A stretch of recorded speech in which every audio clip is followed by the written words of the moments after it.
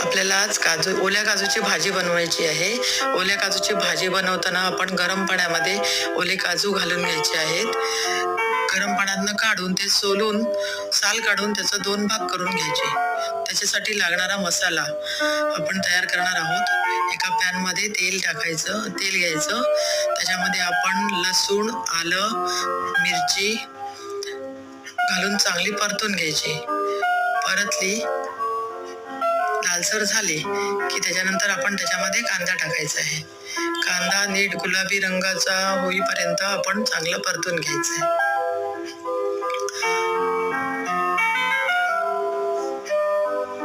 कांदा छान परतला की आपण त्याच्यामध्ये खोबरं आणि गरम मसाला जे आपण गरम सामान घालतो ते थोडं थोडं घालून परतून नीट चांगलं घ्यायचं आहे. नंतर ते वाटण आपण मिक्सरमध्ये वाटून घ्यायचं. मिक्सरमध्ये वाटून छानपैकी बारीक करून मी घेतलेलं आहे.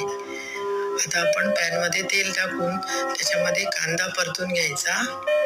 कांदा लालसर झाला जरा की त्याच्यामध्ये आपल्याला टाकायचं आहे लाल तिखट, गरम मसाला आपला, त्याच्यानंतर मालवणी मसाला, हळद, हे सगळं घालून आपण परतून छानपैकी घ्यायचं आहे.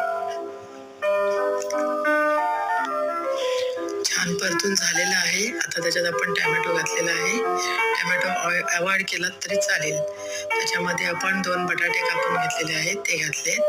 तर छान परतून घेतले. त्याच्यामध्ये काजूचे गर टाकले आणि छान असं मस्तपैकी ढवळून घ्यायचं. छान ढवळून घेतलं की त्याच्यामध्ये थोडीशी कोथिंबीर टाकायची बारीक करून.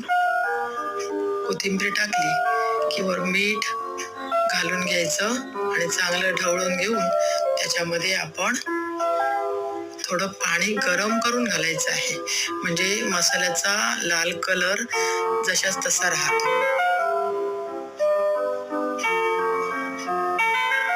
आता हे पाणी घालून आपण 10 ते 15 मिनिटं शिजवून घेऊ चांगलं. 10-15 मिनिटात काजूगर छान शिजतात. 10-15 मिनिटांनी आता हे काजू शिजलेले आहेत चांगले. ते ढवळून घेऊन त्याच्यामध्ये आपण आता वाटण घालणार आहोत.